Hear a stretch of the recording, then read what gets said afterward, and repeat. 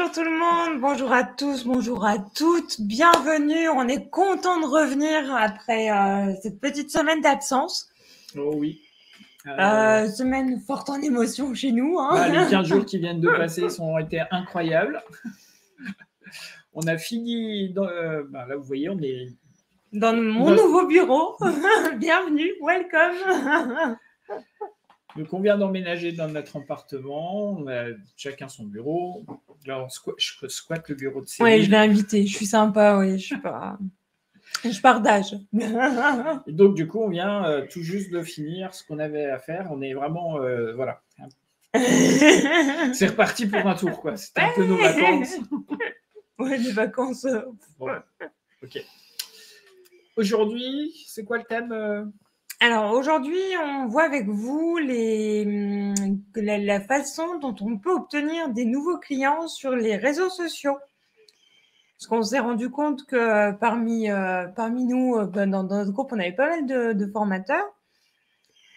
Et beaucoup d'entre vous souhaitent vendre leur formation. Donc, nous, notre technique, c'est d'utiliser les réseaux sociaux. Donc, on vous partage ce qu'on sait faire et ce qu'on aime faire aussi. Le but, c'est quand même d'avoir une petite discussion aussi avec vous dans ce que vous faites, qui vous êtes, ouais. Comment ça se passe pour vous. Du coup, on vous posera plein de questions. On espère que vous serez là. Voilà. Alors, vous inquiétez pas, on se fait aider. C'est Michel. Vous voyez le balai, vous voyez pas la dame.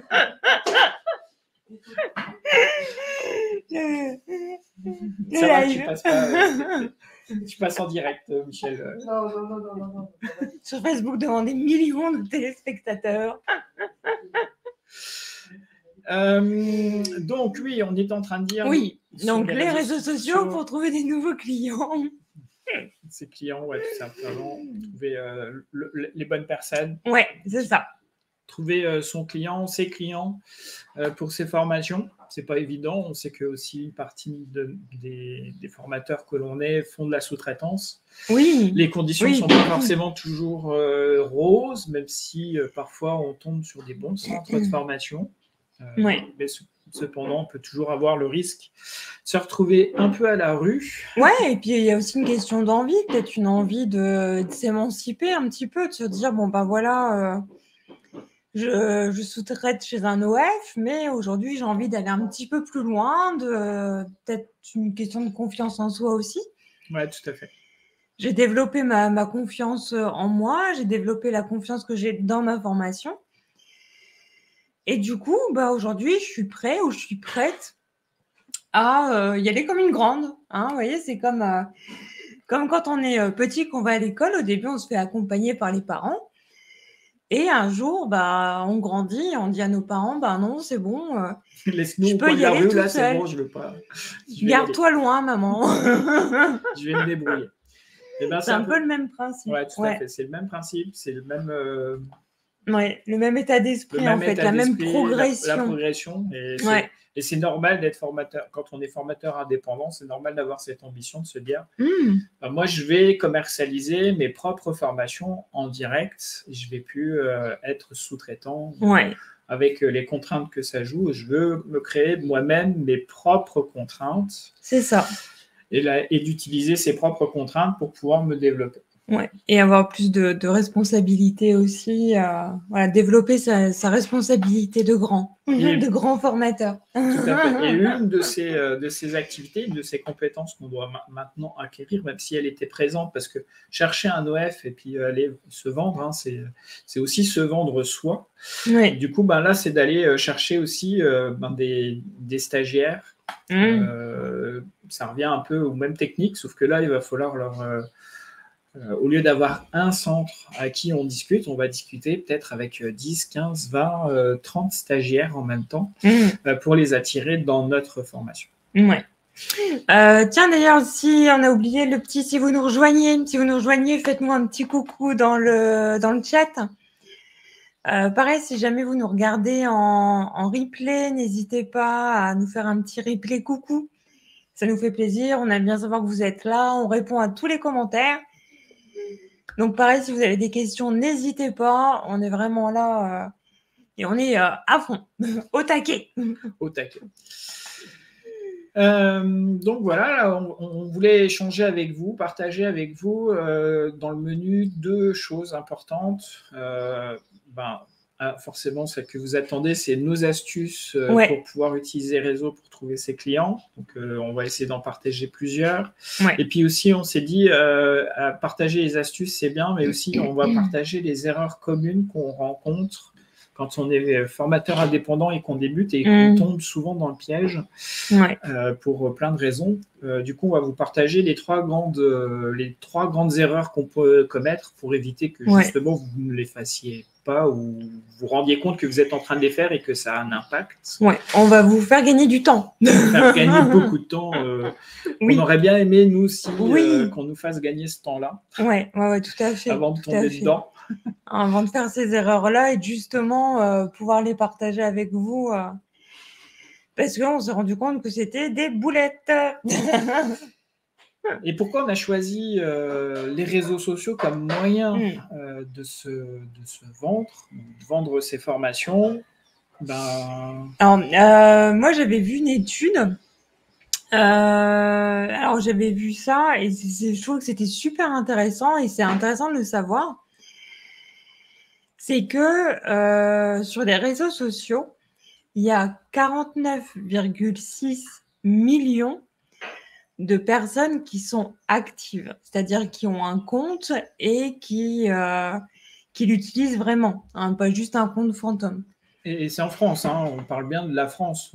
France, pardon. On parle pas du monde. Ouais. Où c'est des milliards, en fait. C'est des milliards de personnes qui utilisent les réseaux sociaux. Donc déjà, rien que ça, sur l'échelle de la population française, c'est énorme. Et ça représente à peu près, alors pour ceux qui ont du mal avec les millions, ça représente 76% de la population. 3 personnes sur 4. Donc là, on n'est que 2, mais si on se démultiplie par 2, on serait 3 à utiliser les réseaux sociaux. Il y aurait une personne sur nous qui ne l'aurait pas. Ouais, donc c'est quand même dingue, quoi. C'est hallucinant d'imaginer le nombre de personnes qu'on peut toucher grâce au réseau. Et alors, une autre petite chose aussi qui est bonne à savoir, c'est qu'en France, les réseaux les plus utilisés, ce sont YouTube et Facebook. C'est les deux premiers. Les deux qui restent sur le podium. Voilà. Après, on sait qu'il y a plein de réseaux sociaux, il en existe un nombre assez important et on sait que chacun va avoir peut-être une particularité ou une autre. Peut-être que vous utilisez LinkedIn, par exemple, qui est quand même très orienté business. Oui, très pro, ouais. Même si Facebook fait aussi beaucoup de choses pour le business maintenant, se développe beaucoup sur ce thème-là. Et puis, celui qui est peut-être le 3e plus important en France, c'est Instagram. Les images, Insta, les photos. C'est ça. Photos, c'est ça. YouTube, les vidéos, YouTube, avec les Facebook, tutos, ce genre Instagram. de choses. Ouais, tout à fait. Dans l'ordre. Le podium, les 3 premiers. C'est aussi pour ça qu'on est sur YouTube et sur Facebook. Et on a chacun un compte LinkedIn pour la partie professionnelle. Oui, tout à fait. On anime peut-être beaucoup moins. Oui, parce que du coup, on a décidé de focaliser notre énergie sur YouTube et sur Facebook. Mais justement, dites-nous, venez nous dire en commentaire si vous avez une page, un profil pro sur Facebook ou une chaîne YouTube. Hop. Venez nous dire en commentaire si vous avez une page. Alors, sur Facebook, c'est vrai que c'est page pro ou profil. On peut avoir profil, on peut avoir page. les deux. Souvent, nous, dans l'astuce, c'est qu'on a décorrélé comme Facebook est quand même au départ plus privé. Oui. Du coup, on a deux profils. Vous avez construit comme ça, à la base. Vous nous connaissez plus peut-être avec le profil pro, ce qui est normal, c'est des choses qu'on partage, plus la page pro de Bouge ta formation. Donc, si vous aviez à se dire, est-ce que je mélange les deux, nous, en tout cas, on a choisi de ne pas mélanger notre vie perso et notre vie de pro, et donc de pouvoir avoir une image de marque pro et une image perso avec qui on est en relation peut-être plus personnelle. Oui, tout à fait. Et puis c'est un autre avantage d'avoir une page et un profil pro, c'est que des fois, on peut, si dans les pages perso, j'ai vu dernièrement des formateurs se faire blacklister de Facebook parce qu'ils font une blague à leurs copains. Et le problème, c'est qu'ils utilisaient le même profil pro. Donc, blacklisté par Facebook en perso, et on utilise la même page, le même profil pour le pro. Ah ouais. Notre visibilité, du jour au lendemain, boum, ouais, on n'a plus Facebook, quoi. On n'a plus Facebook, ouais. Donc, du coup, on ne peut plus utiliser Facebook comme étant un moyen, un canal d'acquisition de clients, de communication importante. Donc, du coup, c'est comme si on redevenait invisible du jour au lendemain parce que Facebook a choisi de disparaître. De vous faire disparaître suite à, pour eux, un problème sur votre profil perso. Alors que si vous avez deux profils différents, ça, ce problème-là, hop, si vous pouvez faire le bel, voilà, si vous aimez faire des blagues à vos copains, vous le faites avec votre perso, et puis vous gardez une vie d'expert. Ou en tout cas une image d'expert et de formateur professionnel avec votre compte pro. Ouais, tout à fait. Non, mais c'est ça. Après, c'est vrai qu'il y a des choses dans la vie perso qu'on peut dire ou faire qu'on veut pas forcément partager à des futurs clients. Hein. C'est normal de garder une distance aussi, une distance professionnelle.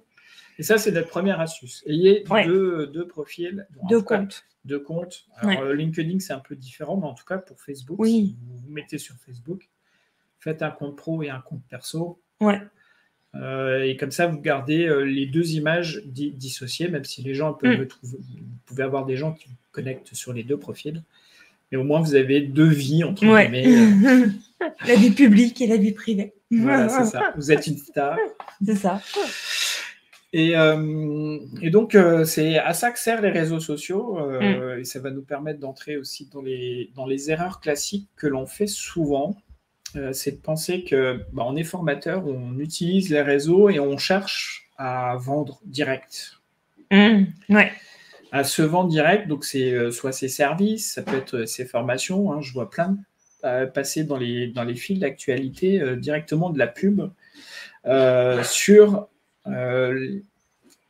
les formations, les prochaines formations, la publicité sur prenez-moi, je suis le plus beau, je suis le meilleur formateur du monde, je suis machin, etc. Ok, on peut se faire de la promotion de temps en temps, mais la promotion avec auprès de personnes qui nous connaissent déjà. Les profils sur les réseaux sociaux, souvent, c'est les gens, ils vous découvrent. Hein, imaginez que vous faites ça dans la rue, vous mettiez au milieu du carrefour et dites achetez ma formation, achetez ma formation, achetez ma formation. À votre avis, vous allez en vendre combien de formations? Ouais, non, mais c'est ça. Vous risquez juste de vous faire insulter au milieu de la rue en disant mais dégage, t'es pas au bon endroit. Faire balancer des tomates. T'es pas au bon endroit, tu touches pas la bonne cible et puis donc tu t'émets de l'énergie pour rien. Non, non, mais c'est ça. Ça nous est arrivé. C'est comme un rencard. Hein. Non, mais c'est ça. Est-ce que voilà. Si on a un rencard avec quelqu'un qu'on ne connaît pas, on passe pas l'étape suivante sans le connaître un petit peu mieux, quoi. Hein. C'est ou quelqu'un dans la rue qui dit ah bah tiens, viens, je t'invite à boire un verre. Il y a peu de chances que la personne accepte si elle ne le connaît pas. C'est une question de confiance, c'est une question de relationnel. Il y a vraiment ce feeling-là qui doit se passer. Et justement, c'est à nous de développer notre image, c'est à nous de nous faire connaître, c'est à nous de travailler en amont avant de pouvoir proposer un service, une formation et de pouvoir espérer la vendre, quoi, tout simplement. Hein. Ouais, tout à fait. Jamais le premier soir, c'est pareil pour la vente de la formation. Tout simplement, posez-vous la question, est-ce que vous allez acheter une formation à un de vos collègues parce que vous avez à quelqu'un que vous ne connaissez pas ou à un de vos collègues en fait que vous connaissez? Vous dites tiens, cette compétence, je voudrais l'acquérir. Est-ce que vous allez acheter directement à quelqu'un, un inconnu qui fait une pancarte dans la rue et qui dit la pub aussi belle qu'elle soit, hein, des fois il y a des super jolies pubs. Hein, c'est vrai que il y en a, on sent qu'il y a du boulot derrière. C'est la pub aussi, mais concrètement, là... Mais voilà, il faut plus, il faut donner plus. Vous n'êtes pas ces gosses, vous n'êtes pas Learning Tree, etc. Dites-nous en commentaire si vous achèteriez un inconnu qui vous dit hey, viens voir, ma formation, elle est super, je suis le meilleur formateur du monde. Viens, je vais t'apprendre à chercher bonheur. Viens, je vais t'apprendre, je sais pas moi, à développer ton activité. Viens, viens chez moi, je vais te montrer comment faire une magnifique classe virtuelle. Nous, ça nous est arrivé quand on a commencé à faire la formation, animer une classe virtuelle. On a fait la bêtise qu'on est en train de vous parler, la numéro 1. Et résultat, on s'est. Les gens ne nous connaissaient pas et du coup, on arrivait en disant voilà, on a une formation à vendre, achetez-la. Elle est bien, notre formation. Franchement. On était sûr qu'elle était bien, mais la personne en face n'est pas forcément sûre que la formation est bien. Non, mais c'est ça. C'est ça. Donc, dites-nous en commentaire. Pareil, donc si vous nous regardez en replay, n'hésitez pas à replay oui j'achète, replay non j'achète pas. La deuxième erreur qu'on ait faite, c'est de penser que tout le monde sur les réseaux, et donc on vous parlait de pourcentage tout à l'heure, de pourcentage de la population française active sur les réseaux. Et on pensait pouvoir prendre tout ce pourcentage-là en se disant, c'est tous des clients potentiels. C'est tous des personnes qui potentiellement pourraient nous acheter notre formation. Seulement, le souci, c'est que dans les chiffres, concrètement, il n'y a que 3% qui seraient prêts à franchir le cap, à acheter quelque chose comme ça sur Facebook. Facebook, LinkedIn, etc. En tout cas, viennent sur les réseaux et cherchent une solution et qui seraient prêts à acheter cette solution. C'est ça. Donc, nous, du coup, notre but, en fait, c'est de se faire identifier, que les clients potentiels nous identifient comme la femme ou l'homme providentiel, celui qui a la solution au problème de la personne et qui sera le meilleur moyen d'arriver à ses fins, en fait. Donc, ce qu'il faut bien se dire, c'est que le reste des personnes qui n'achètent pas, pourquoi est-ce qu'ils n'achètent pas? C'est que, du coup, ils n'ont pas forcément conscience qu'il y a un problème. Déjà ça, c'est déjà une étape, dans le process d'achat, se rendre compte que ce problème-là, on l'a. Ça me fait penser à Ikea. À Ikea, j'adore me balader dans les rayons d'Ikea. Et souvent, je retombe sur des ustensiles où je me dis, mais qu'est-ce que c'est que ce machin-là? Et à côté, donc, il y a la petite explication, tout ça, à quoi ça sert, machin et tout. Et en fait, je me dis, c'est vrai que ça, c'est un problème que je rencontre. Et avant de rentrer chez Ikea, avant de me balader dans les rayons, je n'avais pas conscience que j'avais ce problème-là. Et du coup, Ikea m'offre une solution clé en main pour régler mon problème. Mais c'est ça, en fait, il y a une étape de passer et il y a une étape de franchie dans le fait de se rendre compte que c'est un problème qui nous concerne, que je suis concernée par ce problème-là. Donc ça, c'est la première chose qu'il faut qu'on fasse aussi, clairement. Ensuite, donc, les personnes qui n'achètent pas, ils n'ont pas forcément non plus les ressources nécessaires pour résoudre le problème qu'ils rencontrent.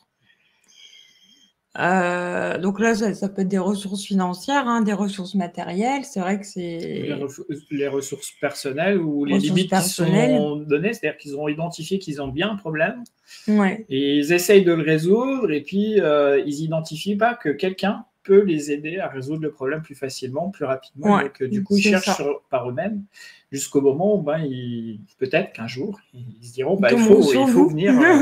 Vous êtes le sauveur, vous avez la formation idéale et c'est exactement ce qu'il me faut pour pouvoir résoudre mon problème.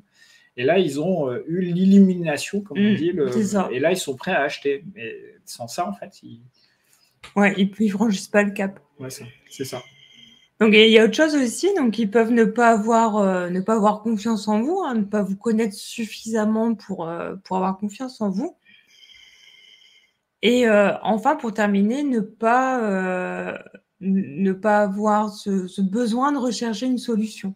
C'est-à-dire qu'ils sont très bien avec ce problème, en fait. Voilà, des fois, on a des problèmes, on se plaint, mais voilà, on passe au problème suivant. C'est même d'ailleurs peut-être le truc le plus souvent qu'on rencontre. Hein. C'est les gens, ils cherchent pas forcément une solution, ils sont juste contents. Moi, j'en rencontre régulièrement des gens, ils sont contents de râler en fait. Oui, le français est râleur, comment ça? Souvent, quand j'accompagne là pour le coup, c'est quand je coach ou je supervise des coachs. Ça m'arrive souvent qu'ils disent ouais mais le client il veut pas faire ce truc-là. Je lui dis rappelle-toi l'histoire de l'homme qui rentre dans le bar là et qui voit le chien se morfondre, gémir, pleurer, etc. Et puis que ça dure pendant des heures et puis la personne boit son coup à boire là. Boit sa petite bière tranquille, puis il en a marre d'entendre gémir, de se plaindre, que le chien se plaint, etc. Et il pose la question au barman, qu'est-ce qui se passe avec le chien là? Pourquoi il est là et pourquoi il gémit autant? Le barman dit, ça fait des années qu'il y a un clou qui sort du plancher là, et le chien s'assoit toujours dessus en fait. Et pourquoi il ne se déplace pas? C'est que ça ne doit pas lui faire assez mal en fait. Et donc, du coup, c'est le seul plaisir de gémir peut-être suffit au chien. Et c'est la même chose pour nos clients, c'est la même chose pour les coachés, les accompagnés, les gens qu'on forme. C'est que s'ils ne viennent pas à la formation ou s'ils n'en trouvent pas d'intérêt, c'est que le problème qu'ils ont n'est pas suffisamment dur pour eux pour aller mettre en place une solution. C'est-à-dire qu'ils n'auront pas l'énergie suffisante pour pouvoir mettre en place cette solution. Ok. Donc bref, ils sont pas prêts à acheter quoi. Et donc c'est normal d'avoir. Oui, c'est normal. Hein, Vous n'avez pas tout le temps envie d'acheter, vous n'avez pas forcément besoin d'acheter tout ce qui se passe. Et donc pensez que c'est clients, c'est pareil. La deuxième erreur qu'on rencontre souvent avec les formateurs indépendants qui débutent avec l'usage des réseaux sociaux pour aller trouver des clients, c'est qu'ils se mettent beaucoup en avant. Alors, se mettre en avant, alors vous me dites oui, c'est normal, on cherche à se vendre. C'est vrai que l'entrepreneur est acheté en premier que sa formation, son accompagnement ou les deux. Et donc, du coup, se mettre en avant, c'est normal. Mais là, en fait, c'est l'aspect excessif au sens où c'est moi, je.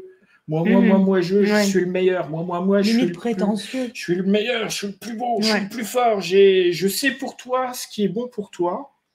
Et confiance. Et confiance, viens dans ma formation, c'est la meilleure qui soit jamais trouvée sur le marché. Et en fait, il va mettre il devient un peu intrusif. Dès qu'il y a un problème pour un client, en fait, il dit viens chez moi, j'ai la solution pour toi. Viens voir, j'ai le truc. Voire même parfois ridicule.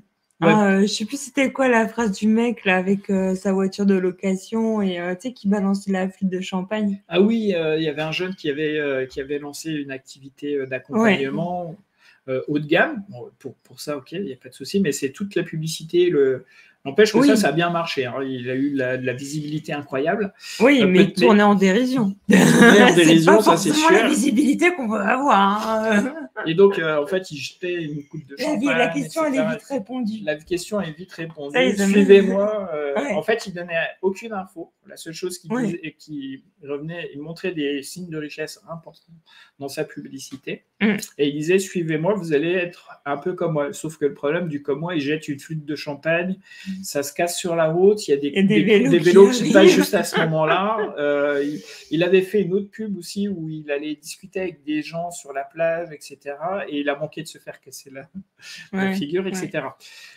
Et donc, c'est l'image que lui, il a donnée, sachant qu'il était authentique dans ce qu'il faisait, c'est qu'il pensait réellement qu'il allait pouvoir aider et je pense qu'il doit pouvoir aider les gens à être riches, avoir un certain standing de vie. En tout cas, celui qu'il était en train de préconiser, et donc attirer les gens qui voulaient être comme lui. Et puis, il y a toute une population qui l'a mis en dérision. Mais il n'a pas pris la bonne façon. C'est pas qu'il ne s'est pas pris, c'est que les gens qui l'ont mis en dérision n'étaient pas les gens qui auraient pu acheter ses services, ni se mettre dans les conditions d'achat de lui, en fait. Oui, mais il était trop prétentieux. Oui, mais ce que lui, il cherchait peut-être à attirer, c'est des prétentieux comme lui, en fait. C'est-à-dire attirer des gens qui sont prêts à faire comme lui, et qui sont comme lui, mais qui n'arrivent pas à développer. leur argent, en fait. C'est-à-dire qu'il faut se positionner que il a eu beaucoup de visibilité, il avait monté il avait un site web, il avait des produits à vendre, il avait du merchandising, etc. Ça, il avait mis en place un mécanisme super important. Ouais, et je pense que ça a dû marcher, il n'y a pas de souci. En tout cas, à ce moment-là, depuis, je pense qu'il a peut-être changé de stratégie, etc. Et donc, du coup, c'est aussi dans les réseaux sociaux, c'est de se mettre tellement en avant dans Devenir Risible. Tu disais dans Devenir Risible, c'est à chaque quelqu'un parle d'un truc, a besoin d'une aide, ou etc. Et le premier commentaire qu'on met, c'est viens, achète-moi la formation, ça te résoudra ton problème, en fait. Ouais. Ça tombe bien, j'ai justement ce qu'il faut, et bam, le lien de la formation. Et bam, le lien de la formation direct en achat. Et là, tu te dis, bah, ouais, mais la personne, peut-être qu'elle était venue juste pour un conseil, peut-être qu'elle est elle-même en train de chercher une solution, et c'est peut-être un petit quick win rapide à mettre en place, là, un petit truc qu'il lui faut, et pas toute une armada, etc. Et là, en fait, c'est un peu trop too much. Et donc, forcément, on parlait d'éléments risibles, c'est que dans certains cas, ça va même jusqu'à dire que les autres, c'est de la merde. C'est-à-dire que s'il voit quelqu'un d'autre qui fait la même chose, il va lui dire non, mais son truc, c'est nul, viens chez moi, c'est meilleur. Quoi.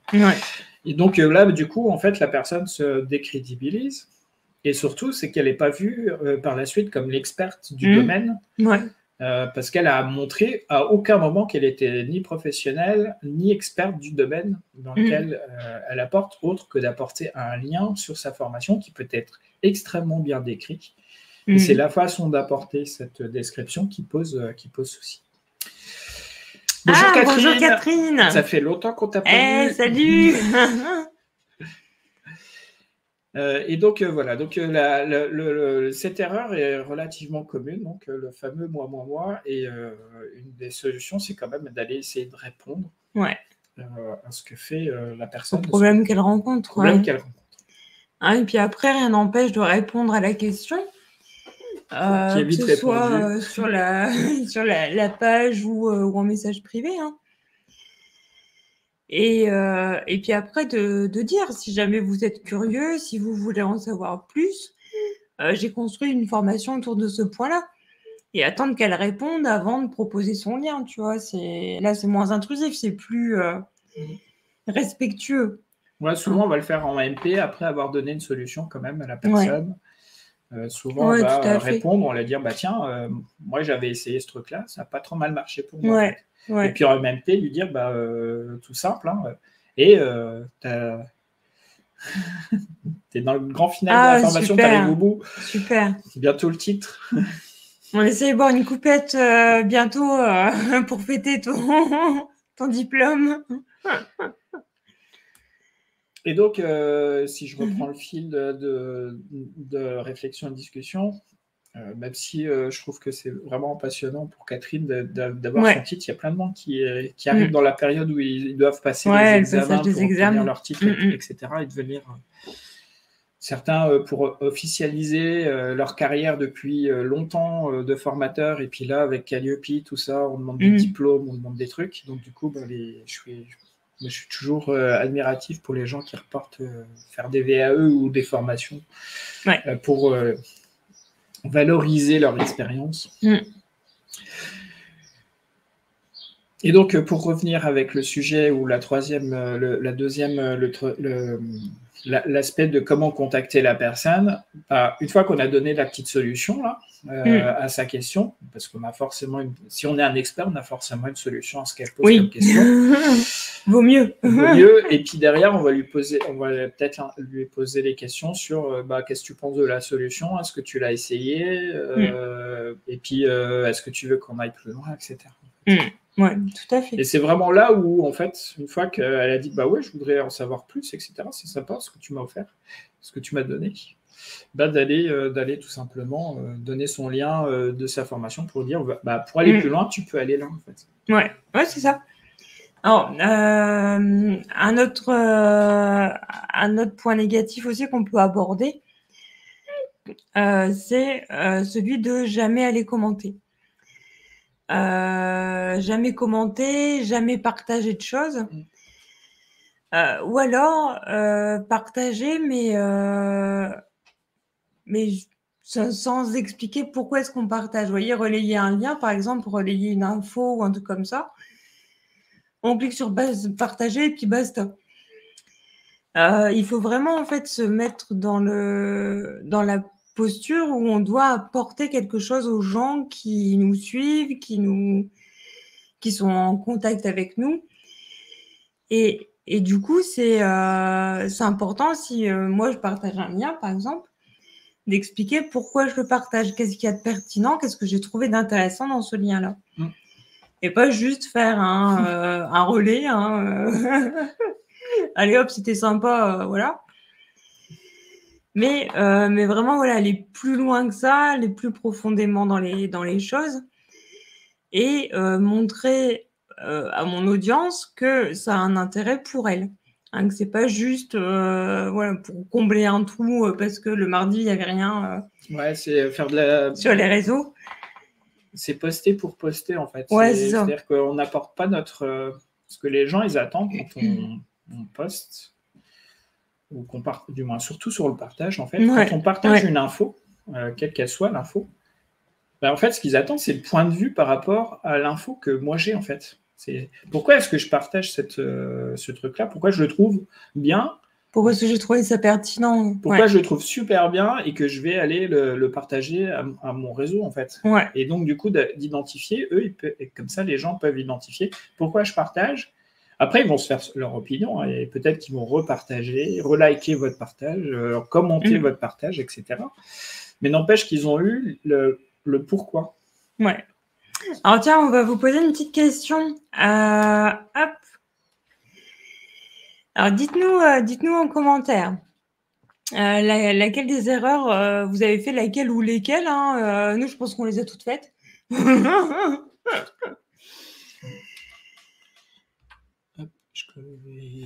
ouais. Hop. Voilà. C'est de ma faute, je fais plein de fautes. Et donc l'erreur 1, penser que tout le monde veut acheter mes formations.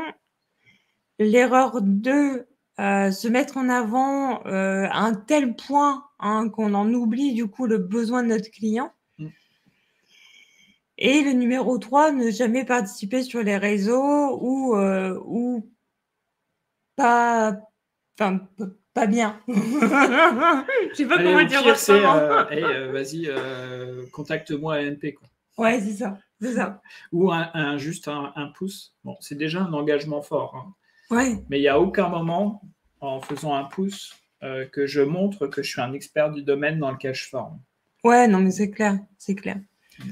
Donc, venez nous répondre en commentaire. Et pareil, donc si vous nous regardez en replay, n'hésitez pas à nous mettre replay 1, replay 2, replay 3. Ça me fait penser, justement, comme je dis ça, pas avoir de site internet. Ok. Après, c'est pas très grave, en fait. On s'est rendu compte que le site internet n'avait pas forcément... C'est Cyril. Bienvenue, bonjour, Cyril. Bonjour. C'est pas forcément un mal de ne pas avoir un site. La double négation peut être mal interprétée. Donc, parfois, c'est... Moins plus, moi, ça fait plus, non? Ouais, c'est ça. Mais avoir le site internet n'apporte pas plus.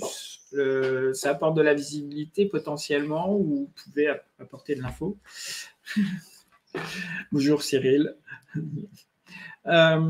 Et concrètement, en fait, les réseaux sociaux, comme Céline vous l'a dit, avec les statistiques, il y a plus de chances que vous soyez vu dans les réseaux sociaux en vous positionnant correctement en tant qu'expert que d'avoir un site internet et espérer avoir un trafic qui arrive dessus. Sur le SEO, tout ça, c'est tellement compliqué. Le SEO, il faut compter entre un an et demi avant que le site attire des clients de façon naturelle. Et si vous l'alimentez presque toutes les 2 ou 3 fois par semaine avec du contenu qui répondent à un ensemble de mots-clés, et ça demande une énergie incroyable. Alors que sur les réseaux sociaux, identifier les personnes qui ont un besoin que vous pouvez répondre, c'est vachement plus facile d'aller contacter la personne et de lui proposer ses services, parce que vous savez qu'elle a besoin de vous. Vous savez qu'elle a un besoin, en tout cas. Après, que vous ayez à vous de montrer que vous êtes la bonne personne et la bonne solution, et que vous avez la bonne solution pour elle.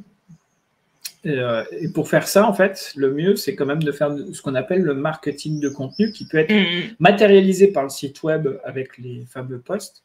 On vous a dit tout à l'heure que les gens consultaient quand même beaucoup plus YouTube et Facebook. Donc, du coup, il faut mieux faire.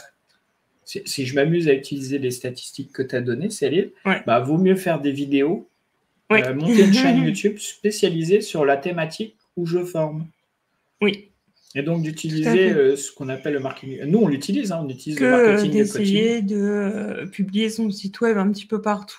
Voilà, c'est ça. En gros, voilà, vaut mieux être présent sur les réseaux et pas avoir de site, quitte à avoir que des pages de vente. Ouais, avec des outils comme System.io, par exemple. Ouais, plutôt que d'utiliser son énergie et peut-être son argent aussi, parce qu'on peut faire créer son site internet, à créer un beau site, mais n'avoir personne qui vient dessus. Clairement, c'est ça. Après, on peut avoir un beau site, avoir du contenu, des posts, etc. Là, pour le coup, si on ne veut pas être trop pris par le temps, on a intérêt d'utiliser les services de quelqu'un qui va écrire à votre place. Vous allez donner les grandes lignes, les arguments, etc. Et elle va rédiger pour vous l'article qui va bien, avec les mots-clés qui vont bien. Elle va apporter tout ce qui va bien et du coup, d'aller venir compléter son site web avec cette partie-là. Mais vous allez utiliser les réseaux sociaux. Ou lesquels. Après, il y en a plein. Je sais que System.io est très connu en France, mais il y a son concurrent. Il y a un concurrent qui est peut-être plus efficace pour la partie marketing. Je vous remettrai les liens des systèmes. Il y en a un autre. System.io, tout le monde connaît. Ouais. Je sais qu'il y a un autre système qu'on me vend sans arrêt et je dis non, mais c'est bon. Moi, je suis un ancien informaticien, donc je me débrouille pour l'informatique. Des pages web, ça me fait pas peur. Monter des trucs compliqués, ça me fait pas peur.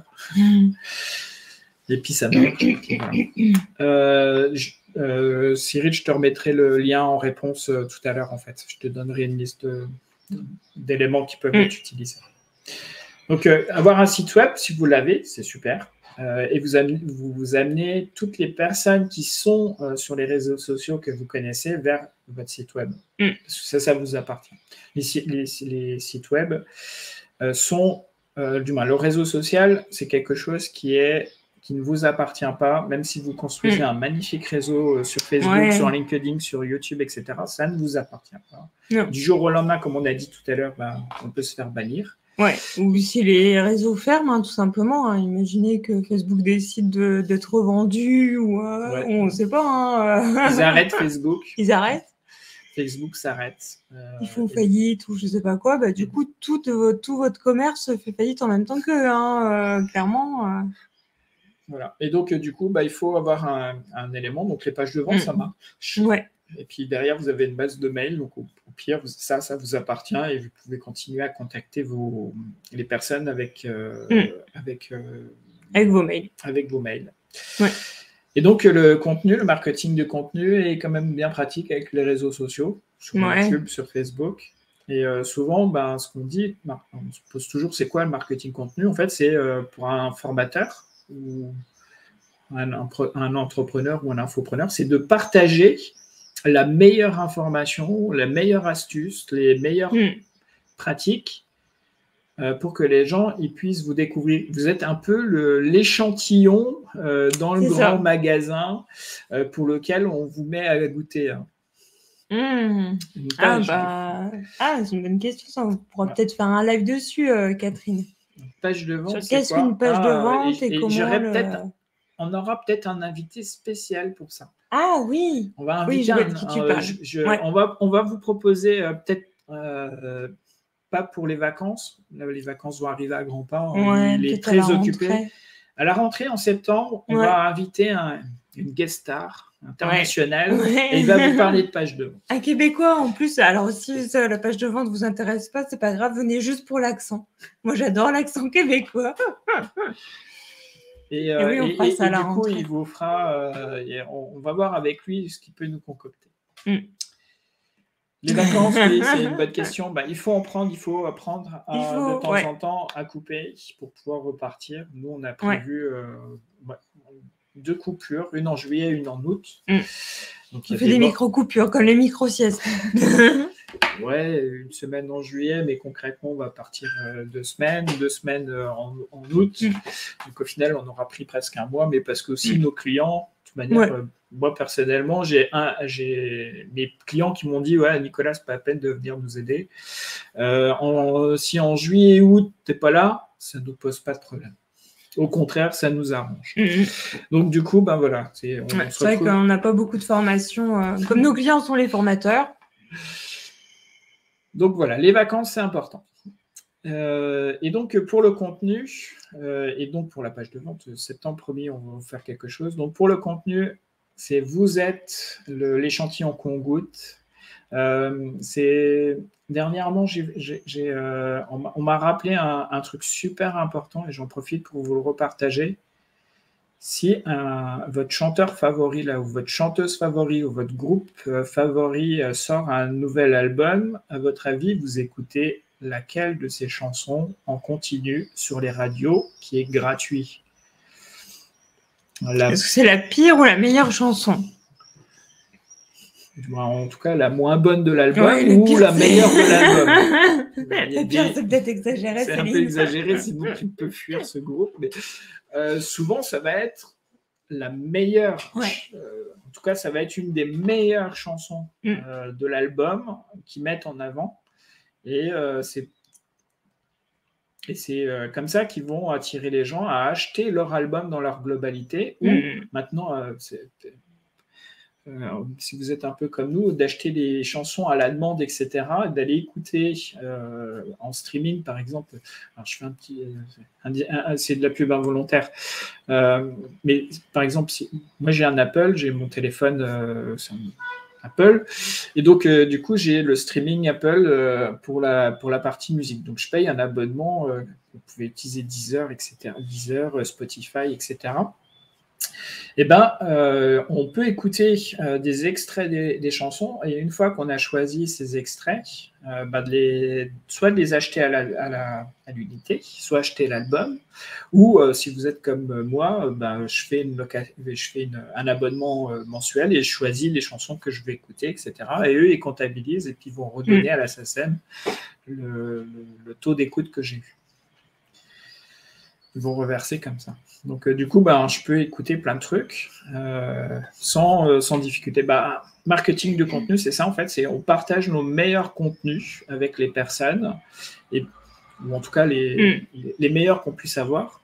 Et puis, s'ils veulent aller plus loin, ils vont venir nous acheter la formation, le défi 5550, etc. En fait, c'est ça le but, en fait. D'accord ?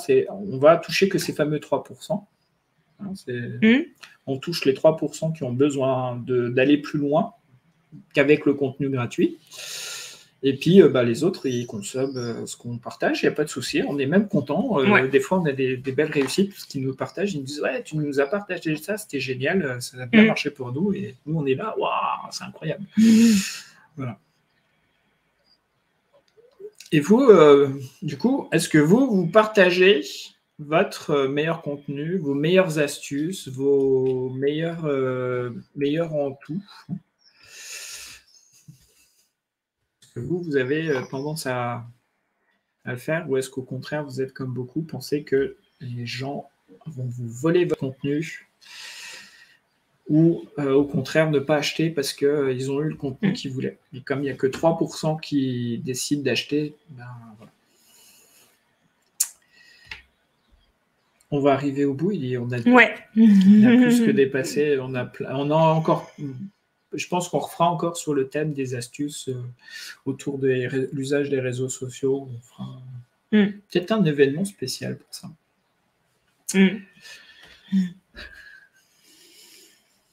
Pour l'instant, je garde mon contenu. Hop. Ok. Bah, après, extrême meilleur, et puis partage-le, Ouais. tu verras, ça Ouais, va n'hésite changer, pas. ça va te changer la vie. Ouais, puis bien choisir le format du partage aussi. Si Ouais, tu quelque chose partages qui en consomme e-book. rapidement, en fait, qui s'utilise rapidement et facilement. Ouais, alors parce que le but en fait de partager son contenu comme ça, c'est aussi de récupérer des adresses mail. Alors pour le vendre ensuite, oui, mais en fait, ce qu'on défend, c'est qu'on ne peut pas vendre sans donner. Et que du coup, c'est un peu comme on avait expliqué ça à un des lives. C'est un peu le système de la foire quand tu vas dans une foire où tu as les gens les artisans qui te proposent de goûter certains produits pour pouvoir en acheter. Là, en fait, il faut voir le contenu comme le produit dégustation. Le morceau de saucisson, le morceau de galette, ce que tu veux. On a l'exemple de ce week-end. Hein, on a été regarder Oui. les fêtes Joanie qui sont à côté de chez nous. Donc, c'est une fête spécifique à Reims, là où on fête le couronnement. L'arrivée de Jeanne d'Arc et le couronnement du roi. Et pour le coup, il y a des grandes fêtes. Et puis, on s'est fait alpaguer par un vendeur de fromage et de saucisson. Ouais, je suis friand de ça. Donc, du coup, il m'a fait goûter. Il a fait goûter Céline. Il a fait goûter toute la famille. Du coup, on est reparti avec notre kilo de fromage. Et du coup, voilà. Donc, ce qu'il faut donner, c'est la meilleure partie de ta formation, mais en échange d'une adresse mail. Comme ça, toi, tu gardes des coordonnées et tu peux échanger après. Catherine dit j'ai prévu du contenu à partager. Là, top. Vous voyez, le prénom n'apparaît pas. Là, vous avez Facebook Users. Ouais. En fait, au début, quand vous êtes arrivé sur l'événement, il vous demande si vous autorisez à utiliser votre prénom et votre nom pour StreamYard. Il suffit juste de cliquer, de dire oui et de relancer la fenêtre pour que ce soit pris en compte. Et comme ça, on pourra voir votre prénom et votre nom quand on partage votre commentaire. Alors, on résume Oui, on résume. Donc, on sait que vendre, c'est dur. On sait que les réseaux sociaux, on a de la chance, c'est qu'en France, ils sont aussi bien développés. Céline avait dit qu'autour de 45 millions de personnes utilisent YouTube et Facebook de façon presque quotidienne. Et on vous a partagé les 3 erreurs communes qu'on fait quand on utilise les réseaux sociaux pour trouver ses propres clients ou pour aller chercher, pourquoi pas, des OF. Hein, ça marche aussi. C'est de penser que tout le monde veut acheter vos formations. Le deuxième, c'est de se mettre trop en avant au sens, en fait, on ne se met pas en avant en tant qu'expert, mais on cherche à pousser un peu la vente. En tout cas, on essaye de dire j'ai une formation qui est extraordinaire. Et puis le troisième, c'est d'être à l'inverse peu participatif sur les réseaux sociaux. C'est-à-dire qu'on n'utilise pas les réseaux sociaux comme un moyen de montrer son expertise, la façon dont on est bon dans notre domaine. Et donc, du coup, on se coupe de l'opportunité que les gens découvrent que vous êtes l'expert qui pourrait les aider. Et du coup, ne peuvent pas identifier que vous avez une offre, une formation à leur proposer, en fait. Alors, donc, si vous avez aimé ce live, n'hésitez pas à le liker, à le partager. N'hésitez pas non plus à inviter des gens dans notre groupe. Il n'y a pas de problème, on sera ravis de les accueillir. Et du coup, on se retrouve jeudi prochain pour un autre live. Jeudi prochain, ouais, tout à fait. Ciao. Sur comment construire un module de formation dynamique. Ok, t'as déjà le thème, et super. Ouais, à jeudi. À jeudi.